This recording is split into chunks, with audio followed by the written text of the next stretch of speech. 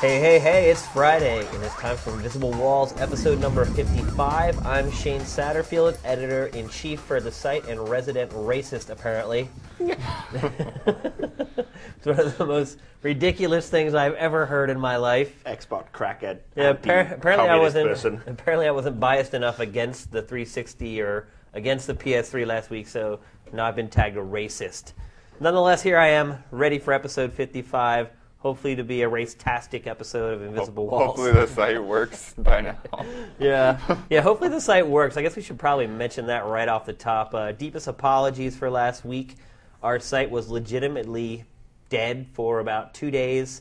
We were doing a server migration to new servers, and we wanted to do that before E3. Unfortunately, there were a ton of kinks that we did not anticipate, and for whatever reason, our site took a poop for about 4 days. Stop talking about your kinky poops, okay? We do apologize. The site should be up and running the way it should be by now, so hopefully you guys have already forgotten it, and if not, we just reminded you, which kind of sucks. Anyway, we do have an awesome show today. We've been going to tons of events in the last week. We're going to talk to you guys about a big Sony event, a big Capcom event, a big Bethesda event. You do not want to go away. Sitting in on the show today, as you already heard, we have Marcus Beer. What's up, crackers? What's crack-a-lackin'? We have Patrick Morales in today. Salutations. And connotations. And Daniel Bloodworth. Uh-huh. And back with the swine flu from Europe, Justin Spear.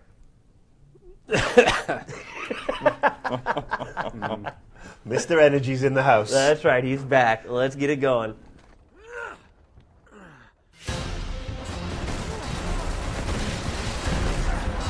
All right, first we're going to talk about a Sony event because we love Sony. We do. PS3's king. So's Xbox. So we had two members of the posse at their events. We had Patrick there and we had Bloodworth there. First we're going to talk about Uncharted 2. Of course, the multiplayer component of that game was the worst kept secret in the industry of the last 6 months. Although, honestly, if you had watched Daniel's interview with Uncharted 2 when it was first debuted, he kind of got it out of them in that interview that there was multiplayer. He asked a question. They looked very uncomfortable. Yeah. And then Screw Attack decides to completely break the embargo. Good luck getting into a Sony event, fellas. But Bloodworth, you were there. What did you think of the multiplayer component? I think it's really fun. I texted you right off the bat when I got in the room because of looking around. I was like, yeah, there's Ethernet switches all over this room. Yeah, I remember seeing that. I was like, yeah, he was right. And they showed off the trailer that went up earlier this week, and then they just pretty much just let us loose. I did an interview, and then it was just gameplay for the next 2 hours or so. And they had the 3-player co-op set up for 2 groups in one room, and then they had 10-player multiplayer out in the main hall. And why 3 players for the co-op? That is such an odd number. You know, it is kind of odd because they say you can play it 2 or 3 players. You don't really need the third person. I just think that the third person's kind of there to cover you from enemies while one person's lifting the other person up or something like that. Is the third person an animal helper or something? No, it's characters from the game. Because that'd be awesome. A hawk. I'm going to play the mighty falcon. Yeah, we were playing with, I was Nathan, and then there was Chloe and Sully, but I'm sure it's one of those things that's going to kind of change depending on the environment, because I'm sure the co-op will probably mirror the single player in some way. Now the characters are the same. It doesn't matter who you play as. Hitboxes are the same. Health meters the same. Yeah, all of that stuff. There's no advantages or disadvantages to anyone, which I'm not sure it's going to be a good thing or a bad thing. I guess it's a good thing because then nobody's like fighting over. No, I need who to give gets someone who. the spinning pile driver. That's how you do it. Now it's completely different from the single-player campaign, right? They're separate campaigns created solely for co-op. Right. And so I was going through the alleyways, and what was interesting is it's kind of like a funneled-through experience in the stage we were playing. But there were guys jumping over walls from every direction, so you had to keep watching your back. You had to keep sneaking up on guys. And then, one of us would go up and knock over a bookshelf, and then 2 of us would raise the bookshelf up, and we'd climb over and get to the next street. And it was pretty good, but because they only had 2 stations for that, and it was probably a fairly long demo, we had to cycle off before we finished the whole thing. Now, what about the head-to-head stuff? Is it typical deathmatch, or are there some twists that make more sense with the franchise? The stuff they're showing right now is pretty basic, but yeah, I think Uncharted brings another layer to it just because you do have the platforming in there.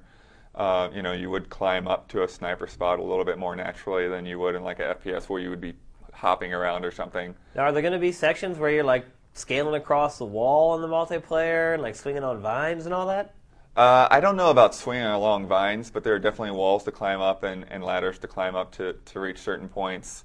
The interesting thing is that the treasure, because there was a capture the flag mode with a big treasure that's pretty weighty, it would spawn in a pit. And so like somebody would have to jump into that pit, toss it out, and then climb out. And then Right, because there's like a throwing mechanic is one of the new mechanics in the game, right? Yeah. So that leaves them open, for somebody else to either grab the treasure and run, or for somebody to throw a grenade in there. So, you got to work with your team to get it out there. The good thing is that Sony was kind of almost bribing the journalists to stick around, which is good because a lot of the events we've gone to lately, people are gone like after an hour. Which I'm sure our viewers and listeners got to be like, makes them sick at the stomach, because you'd probably have to kick most of the people out of these events that, listen to or watch our show. They're probably like, what? Yeah, usually it's like a dead zone after the first hour and a half. But here, because they had like this thing where you'd have a ticket, and every time you'd play around, you'd get a punch, and if you were like the deathmatch point leader, you'd get an extra punch, or if you got the treasure in and you were on the winning team, you got an extra punch. So it was pretty good. It kept people there. There was, a good... Now, wait, what did the punches get you ultimately? Ultimately, they were for raffle tickets, and then they were raffling off like a TV and a PlayStation 3 bundle and stuff like that. Which if you had won, you wouldn't have been allowed to keep it anyway. No, I wouldn't have been able to, but it's still, now, it keeps the competition up there. I was able to like get, 2 treasures in one round, and there's only one other guy that did that, and I got the headshot win one time, so it's pretty fun. Yeah, just as an FYI, it's our editorial policy that we cannot accept things like that, although apparently there are some other outlets that weren't quite as frugal, right? So the winner actually took the television? I don't really know. Yeah. I mean, he won 2 prizes that night, but I don't know what his policies are. So well, the winner, the policies for his outlet used to be no, and I know from experience from just trying sending out cool swag. So it'd be interesting to see if he actually disclosed it. Right. But we're not going to name any names. We're not going to name any names. Yeah, we won't go there. So, Patrick, you got to check out MAG finally. Mysterious. I did, yeah. Mysterious. 256 players, right? Yes. Unfortunately, the scale that I played MAG at was far, far smaller than that. So wrong. 25 players? It was about 16 people, like 12 per to 16 team? people. Oh, no, just total. No. It was a very small sample. wow, Massively small. Massively small. It was 12 to 16 people, but on the press end, they probably had 16 more of the developers playing. So it was like 30. Oh, so it was like a 32-man team, man game. That's not bad. Yeah. So yeah, it was actually. Hang on a second. Black Hawk Down on the PlayStation 2 did 32 players 5 years ago. Oh yeah. Black Hawk Down on the 360 did 64 players over Xbox Live 4 years ago. Yeah. Joint Operations 5 years ago, 256 players on the friggin' PC. Although that company doesn't do any games Although anymore. most of those games are terrible that you just mentioned. Actually, Joint Ops wasn't too bad, but I find it amazing that we're still oohing and eyeing over 32-player games. When we know. Well, I didn't hear any really oohing odd, and eyeing. But I mean, it's still planned for 256? Oh yeah. Okay. Definitely. So how do they rationalize the fact when they first show it they only have 32? They didn't. Well, I mean, this was just a sampling. I don't think they really had 250-something PS3s on hand. But from what I played, it was definitely solid, and I could see the direction they're going with it. What'll be interesting for me, though, is if it being a multiplayer-only game can sustain itself over time. But one of the main things that they intend to do that is with this whole persistent campaign that they call the Shadow War. And essentially what it is, it kind of takes a page from Metal Gear Solid 4, where you have these 3 different PMCs. And then when you log on to the servers, you make a character in one of those PMCs. And they all have their own individual traits. Like one is technologically advanced, one's more run and gun, one is a happy medium. So once you make your character, your character will stay there. It'll be persistent, and the more successful your PMC is, the more it'll affect global stats, and that'll factor into experience points for your characters, like a Call of Duty style, leveling system. It's really cool, and it's kind of interesting to see something like that done at such a big scale. Now, vehicles in the game, right? Yes, there is. Air, land, sea? Yeah, actually, and a lot of the missions are... All 3? I don't know about sea.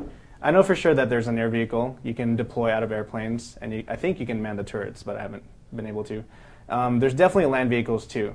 And actually, a lot of the maps are structured explicitly around land vehicles. Like one mission type was to infiltrate a kind of like a capture the flag type deal, except instead of a flag, it was an APC. And then once you get that APC, your team had to escort it back without having that team blow you to smithereens. That sounds like fun. Yeah, and actually, the main thing about MAG is that there's nothing scripted about it. It's completely player-driven.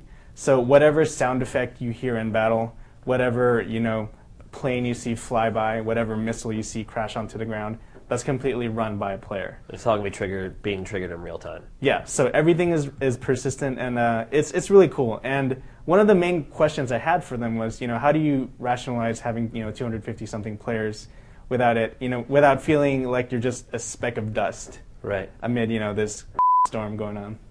And one of the things that's cool there is that as your character levels up, you're defaulted into a specific rank, like corporal or commander. And what that does is you essentially get 8 people under you to command. And you set waypoints and mission objectives, much like Battlefield 2. Yep. And then if your team complies with you, then you get bonus experience points for that. So there's incentive there for keeping an organized unit. And it definitely worked. And I was surprised because 16 random journalists coming in there to play. We actually formed a pretty cohesive unit. And how big can the squads some be? good ideas.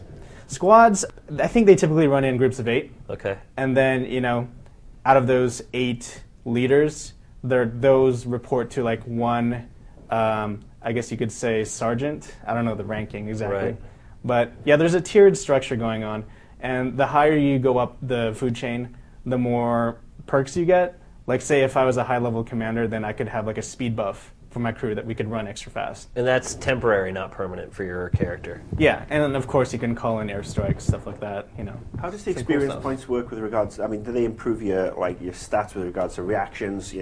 Sniping, weapon reloads, stamina. I mean, that's what I'm curious about because I know Sony tried something for PlanetSide, which was that was more of an MMO. And the downside with PlanetSide is it was an epic fail because if you joined the game about any time after about a month, after it launched, the learning curve was insane, and you were just getting ganked by. But you know what? All shooters are like that. Well, these guys, were leveled up and had the experience points, so it was really difficult to get into. And I'm just curious, I mean, if are they planning certain level caps on servers where you play with a certain amount of people of the same experience level? That's key. Yeah, I mean, you 'cause I can't know have anyone commanding anyone else. You need the hierarchy. Well, that's what makes it interesting. But a lot of the people that are really good, they don't want to command. They want to roll up their kill counts. They're not going to want to play a commander or We whatever. can do Right. both, right? Yeah. Well, they didn't really specify too much details about the ladder system, but they definitely made it seem as if it will be balanced in the end. If there's one shift in tides between the PMCs, they did hint at the fact that, something will happen in which the PMCs can come back from that. Plus, even with all these kind of subtle perks, like running faster, having better weapons, calling in airstrikes, it's still balanced. I mean, there's no way you can really overpower anyone just by calling the airstrikes over and over and over again. Coordination and teamwork will definitely win over, any passive benefit you may have. Any single-player component at all? Not that I've seen, which Okay. is why I think it'll be interesting to see if it works out. Think it's going to be DLC, or you think I'm going to sell it in retail? I don't know. I don't know if they're going to pull a Warhawk and make it like an online thing. I'm betting that's probably what happens. Well, we'll see. Maybe with a Bluetooth headset or something. Have they said anything about having bots in the servers until they're replaced by human beings? That I'm not sure, and which is actually interesting. But I will say that they do plan to have dedicated servers for it, so they won't gimp anyone by making it player hosted, having That's like good. a crappy connection. They're really adamant about making the Battlefield level for everyone joining, and there's a lot of factors to consider with 200 people joining. Yeah, I mean, their own it's pretty collections. much a persistent thing. Is that it? Or, I mean, because you wouldn't want to sit around and wait for 200 more people to join. Or to ready up. They did Ready up, mention please. that they were working on a pretty solid matchmaking service, so That'll be key for that yeah, game. they're definitely working at making it a pretty smooth thing. Now, Bloodworth, what else did you see at Sony? Did they show Heavy Rain? They showed Heavy Rain. We can't talk about it forever. Pretty much E3 time. Can you give us a hint? Laugh if it's good or cry if it's bad. Yeah, I mean, I haven't played their last game, Ingo Prophecy. Brian keeps telling me I need to play it, so Yeah. I'm still kind of on the fence as to how it's going to be on the long term of a full game, but it's definitely interesting. It's a different take on things. Interesting. Interesting good or interesting bad? So what else did they have there? If you can't They had a new Pixel Junk 1.4 for the first time, which they're gonna. Well, by now they probably have already unveiled. They're gonna have a contest for people to name it, and as always, it's a completely different situation than any other Pixel Junk games. Basically, now you're flying a spaceship through these underground tunnels, and you're trying to rescue these little dudes. And there's sections. Like Defender crossed with There's sections of lava and sections of water, and pouring water on the lava will cool it down into rock that you can blast through. So it's kind of a puzzle element there, capping off volcanoes and trying to figure out how to pass through one thing or another. And then there's also like little enemies that will pop out of nowhere and surprise you. And so you have to really, stay on your toes to keep from getting blown up. And there's a heat system too. So if you're on the lava too long, even if you're not touching it, you need to go and dip yourself in the water. And Now, Patrick, they also showed Infamous at the event you were at. Now, to me, Infamous and Prototype look pretty similar. I lean more towards Infamous. It seems like everyone else likes Prototype a lot more. What's your take? Okay, so having played both at trade shows and little intimate events like this, I could say that I personally like Infamous a little bit more. Ooh, someone else on my side. I mean, here's the thing: Prototype looks cooler, but I think it plays worse. But I'm not saying it plays like shit. I'm just saying it's not as solid as Infamous. Gotcha. Yeah. So it had a decent showing? Oh, yeah, it was really good. Seems to be flying under the radar a little bit. It's coming out pretty soon. Yeah, it's coming out in a little bit, and I guess probably the reason why it's been on the radar is because they haven't really been pimping it as much. Really. Yeah. But, having played it and a few missions and, the demos and whatnot, it's really fun. They definitely have some cool ideas behind it. They really stick to that comic book presentation, and it's really consistent, and it's pretty fun. I think it looks a lot better than Prototype 2 on a technical level. Oh, yeah. And, they got the karma system, just like the Star Wars thing. You can go evil, you can go good. Yeah. And that seems to be pretty popular nowadays. Yes, it does. Yeah. Well, that's I like interesting because morality. I didn't realize that was in there until I saw some of the recent artwork, and I'm like, he's really evil looking in this shot marked evil. What's that about? Yeah, so basically About blowing up civilians. in Infamous, it'll basically take a pause from combat every once in a while and go, hey, do you want to kill these civilians or do you want to help them out? So you go, what should I do? And then, it has a bar on the side. Does it actually do that? Yeah, it does. No way. Yeah, Well, I did see that. I mean, if you happen to him, cause a lot of Patrick, kill him. collateral damage, when I was looking at it, it's just like happened as like just a matter of you, messing around and either. They might have tailored it Being a just for dick or not. demo purposes, but when I was there, the screen kind of turned like a yellow wash, and it's like, You want to kill these puppies? yeah, basically. Kill him, Patrick. Kill And him. yeah, I mean, it's like Mass Effect. You see a bar on the right, Paragon or Hero, whatever, and then you can play it fairly neutral in the middle, or you can go to either extreme. But It affects your powers, right? Yes, yeah, it depends on what you got. But yeah, Infamous, it's looking cool. It plays cool. It's pretty solid, and they have a pretty good pedigree. Sly Cooper, one of the best, PS2 platformers. Rocket robot on wheels. Yeah, that too. And I think Sony has done something very cool. It was leaked this week that if you buy Infamous, you'll get a voucher that'll get you onto the beta for Not the Uncharted. beta. No, the beta. I'm saying it for you Americans. The beta for Uncharted 2 multiplayer. Yeah. Which Even was more another than- awesome Wow. leak. I don't know why they sent that box to stores before they made the announcement. The right hand's not talking to the Sony. left. Sony's PR. We've talked about them before, but this is a proven tactic. Worked in the past. I mean, the last big one I can remember was Microsoft with Crackdown that got you into Halo 3 beta. Yeah. Crackdown was a great game anyway, but it helped sell buttloads sure, of the game, and yeah. that'll do exactly the same for Infamous. And more power to them. I'm more than happy to see companies do this because it widens up the betas to everybody, so they don't have to rely on listening to invisible walls to get their beta keys. Touche. That's disgusting. I'm old enough to be your grandmother. All right, Justin Fresh back from Europe land, where you went from London to Monte Carlo, is that right? That's right. And the first event you hit up over there was Bethesda's. They didn't show a whole lot, considering they dragged people all the way over there. Yeah, well, I didn't have to drag people. Well, yeah, not too hard to convince people to go to London, right? It was cool. But yeah, they showed off a few things. They did some announcements. I guess you guys talked about Fallout last week. And we had the name wrong the whole time. Yeah. By Obsidian. That was my fault. I got excited. Spreading disinformation across the interwebs, yeah. So what's up with it? We pretty much came up with our ideas for what the game's going to do. What does it really do? Their ideas is that they're not going to tell you what it does. Oh. It's by Obsidian, the old Fallout people. Everyone's psyched about that. Past that, they're not really saying. But they brought you all the way to London to just announce the game. But there's more. Oh. Yeah, there's also the new Fallout DLC. Looks pretty cool. It kind of removes the ending of the game, lets you do something totally different at the end, and then it kind of continues from there. That's kind of odd, don't you think, to change the ending? They really caved in odd, because awesome. people didn't want it to end, yeah. And So they moved the level cap. This is where the level cap goes to 30. Yeah, more levels, more perks. There's a puppies perk where dog meat will just keep being reincarnated, and he can always be your pal, and you don't have to reload if he dies. So That's kind of cool. I don't know. Something And more about that stuff. just strikes me the There's wrong actually a way. whole bunch of new side quests. In Something there about as well. dog meat strikes you the wrong way? No. Changing how you plan the end of the game. I mean...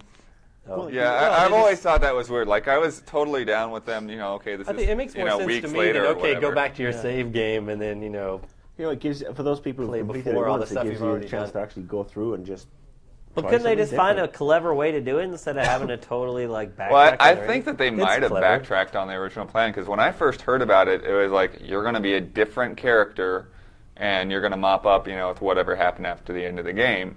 But now it's like, no, you're going to be the character you always were, and we're going to I change guess the if end you of want to the raise game. the level cap, Yeah. okay, you're at level 1 again. There you go. Got to 70. Stop what? Stop shaking the mic cord. Well, it's bugging me.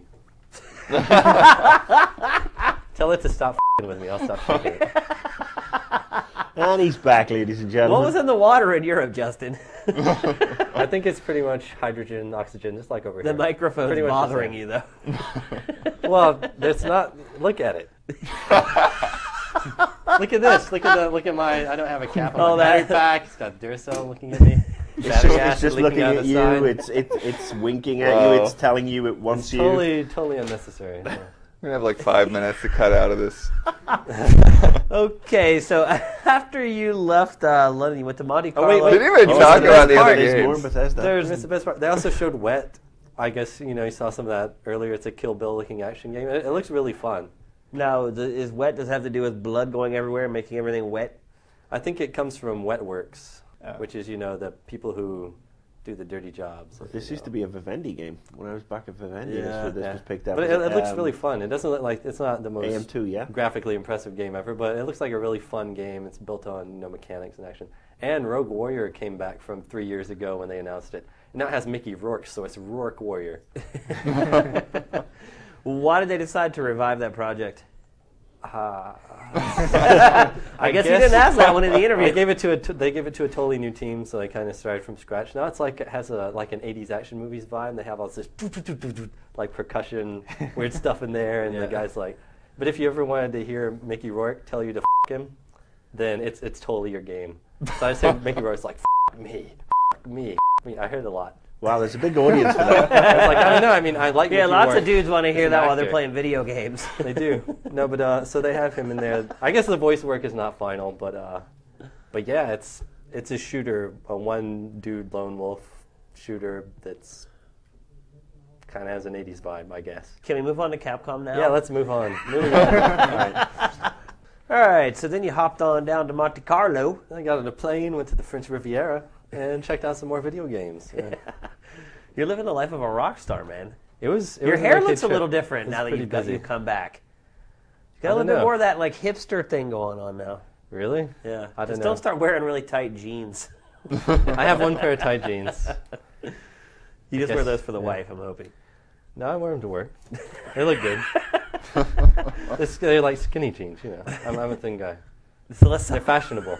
talk about Capcom. Yeah, So yeah, you saw about the Lost- actual event. Lost Planet. Yeah, I guess Lost Planet 2 and Dead Rising 2 are kind of the big ones that people hadn't seen before. Yeah. Both of those. What did the people think of those games? the people? Monte The- Carlians. Yeah, I don't think they got to see it, but a bunch of filthy journalists were in there. And, Dead Rising 2 was really a tech-focused demo. They didn't really talk about story or how the game plays or anything like that. But they did spawn an increasing number of zombies on the screen till there were 7,000 zombies. And then they drove a motorcycle with twin chainsaws on the handlebars through them, and the kill count went up to like 2,000 zombies in like 5 minutes. Wow. It was pretty now, crazy. Are the zombies as detailed impressive. as the zombies from the first I think game? they're actually a little more detailed. Wow. Were they smart zombies, or were they literally just standing there so that you could drive a motorbike through them and get off? They were mostly just well, like I said, it wasn't really a gameplay demo. They had the zombies got chopped up, and the other tech thing they were showing is zombie gets chopped here, he gets cut here, which has been in some other games, but they're trying to make it look a little bit better. But yeah, they did have zombies grabbing you and chewing on you, but for the most part, they were there to be like, hey, check it out, there's a lot of me. What's the Me story? and my homies, my 6,000. My dead home, rolling with my dead home. I don't know, but That's the guy is racist like against zombies. yeah. And the main character is a motocross dude now, What? which is why he rides a motorcycle with chainsaws. And he likes sports, so he picks up baseball bats and hits zombies with them. What happened to the photographer? They didn't talk about story at all. It's totally like, look at our tech. It's awesome. It's a Canadian BMX company. dude. Nobody likes the paparazzi anymore. So. It just seems a little out of place. He'd be some BMX rider. Can you do tricks? You can at least swing your bike around in circles and knock zombies over. No. I think he might have popped a wheelie at some point, but I think they're working on that. Yeah, but they didn't really talk a lot about what that's going to do, but they did say that having more zombies will lead to an increased variety of gameplay situations. I guess you just kind of have to speculate yourself what that's going to lead to, or if it's just going to be like, oh, there's more zombies, makes it that easier to walk on top of them. So I suppose that, one of the plus points of getting rid of the camera guy is that you don't have to take pictures of everything anymore. I didn't mind that. That's kind of annoying to me. I didn't mind the picture thing that much. Yep. So let's talk about. Yeah, you're on yourself. You're on your own there, bro. Yeah. What about Lost Planet? Lost Planet 2. It's heavily focused on online. It's like totally an online game now. I think there's still a single player component to it. Which Basically, they looked at the first one. They're like, everyone liked this online stuff. And they're like, let's do that. So they still have the versus modes, but they have kind of a new co-op thing, which looks a lot like Monster Hunter. And people just kept mentioning it. They're like, no, it's actually not like Monster Hunter. But it is, because you go and do like co-op missions with 3 of your friends, and the 4 of you are trying to take down huge, massive boss monsters. Just like Monster Hunter. Yeah. And it's I had just come from But I'm sure you don't wear alien skins, right? You don't wear alien skins, but there's a level up thing, there's different weapons you pick up, you totally customize your character in a very similar manner. Maybe not as grindy, but it has that same co-op mechanic. And then of course they didn't show versus modes, but they have player versus player. So what did they show? They showed the single player. They showed a demo of the co-op, let's take down big monsters. And there was another mission, I think, which is just trying to make it from point to point. So it looks like the game's content is kind of split up into missions that are maybe, 10, 20-minute missions. And then you're running through those, getting rewards, getting experience, and building up your character. So what do you think? Worth the trip to Europe between Bethesda and Capcom? The graphics look really good for Lost Planet 2, though. It was running on PC, but it does look some really, really cool-looking stuff. I thought the first game first time looked really good. Oh, yeah, so that's, like I said, that was kind of another tech-focused demo, I guess. So they have this running online. They actually have this huge monster, and you can kind of trip it up and then get inside its mouth, and then you run around inside shooting things while your other people are on the outside shooting it from the outside. You're shooting the uvula and stuff. And, and then the guy was actually projectile it out of the monster. he made it through, made it all the way through. But, so I don't know. It looks like some cool stuff. They showed Marvel vs. Capcom 2. They're like, look, it's running 360. So that'll be cool. Beat up some people with spirals, 17 arms. Yeah. And that was it? That was the whole event? Let me see. What else they have? Yeah, what do they have? Smaller things. They had some other stuff. They did show Monster Hunter Freedom Unite. Huh? Yeah. Which didn't look at all. 3 million copies in Japan. Dark Void, which looks kind of cool. We'll have some media going up on our site. Still doing the same jetpack thing. Still not. It's not like the game's obviously not about to come out in the next few months, but it looked pretty cool. Showed Bionic Commando again. So overall, good trip to Europe? There was some good stuff. So hopefully we'll have a lot of it going up on our site in the next couple of days, or the previous few days, since the show goes up on Friday. Yeah, because we record this live. We'll have some awesome stuff up. And we'll have the footage running right now.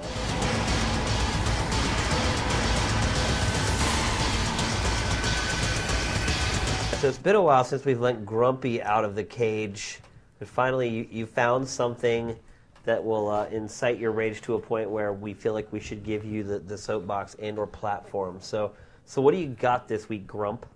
Politicians, what else? First out, I want to give a shout out to a website called videogamevoters.org. So if you're in the US and you're a gamer or voting age, you need to check this site out because they tell you what's going on in your area with regards to your politicians and the they're trying to pull with regards to video games. Now, do you think anybody should shape their entire vote based solely upon what a candidate believes is right or wrong in the video game realm? Not necessarily. Well, they want to outlaw abortions, but you know Hate what? abortion, love video games. Not necessarily. Well, let's face it. If they hate abortions, they'll hate video games. Let's not generalize. It's generally more bill-based. So, for example, here in California, we've got two little things that have popped up. One, our wonderful governor, who'll be off next year because he's termed out, Arnie Schwarzenegger. Can I just say how surreal it is to come home after a long trip and walk through the airport and see T-shirts that say "Governor" on them? Still, after Dude, what? I still 5 think he years? should be It's just president. so whacked out, man. I still think he can make it a president. The Terminator is One our amendment, governor. and he'll be president. How he did can that do happen? It'll be I awesome. can be Dude, president. Ronald Reagan was governor Just like here as Demolition well. Man. Yeah. Anyway, I just think it's insane. so Mr. Schwarzenegger, Governor Schwarzenegger, is he's considering taking his video game law, the one that was nixed twice. He's taking it to the Supreme Court with regards to appealing it and getting it through. I mean, this was a law that was defeated twice, and the state of California, which is still bankrupt, by the way. Yeah. You know, we're still like $17 billion in the red. They had to pay over $400,000 in fees to the ESA, who fought this case. Now Arnie wants to take it back, and I find it really ironic, given that. Why does he want to do this so bad? I have no Doesn't he idea. have other things? People couldn't get their income tax checks from the state when they filed their taxes. They had to wait. They got an IOU from the state. The teachers got an IOU. How am I going to buy my Yeah, PS3? the teachers got And the, he's got, worried the teachers about- got fired. This is ridiculous. But this is interesting that the LA Times of all places has criticized the governor, arguing that having made a career out of fantasy violence, Governor Arnold Schwarzenegger is an odd advocate for the regulation of violent video games. After all, his face and sometimes his voice, Terminator games in particular, helps to sell a number of electronic kill fests. I mean, he's a friggin' hypocrite. Did they call it an electronic kill fest? I love those. I liked the LA Times until that quote. But anyway, so that's one of the things that you can basically, the site provides you with a link, so you can email Governor Schwarzenegger and petitions and stuff like that. The other one, which I think is actually even scarier, this is Representative Joe Barker, who is a Democrat again from California, who wants to introduce a bill that would lead to video games rated teen or higher getting the following warning. Warning, excessive exposure to violent video games and other violent media has been linked to aggressive behavior. Not true. Not true, no, total bull. Just to finish off, this is a great website to really, have a go and just pull people's attention to what your local congressman or local representative is doing, because your local representative has he's trying to get votes from the other people under him. So you basically write to your local representative, say, don't support this bill, it's bollocks. Obviously don't say bollocks because Americans don't understand what it means. But this is a chance for voters, video gamers, to make a bit of a difference and start letter writing campaign. There's email links. These guys are old idiots who probably still don't even know how to work their cell phones. They are afraid of, they like making us afraid of stuff. Right. Because if we're afraid of stuff, we don't notice the other they get away with. Right. So send these guys a letter, send them an email, and tell them Invisible Wall sent you. You know what you are? You're a big ass. That's right, an ass. All right, that's going to do it for this week's show for me. Somehow I think this week's show isn't over quite yet for Marcus. I've got anything to do. I've got my mic on. Well, I think the show will continue on in the comments long after it's posted.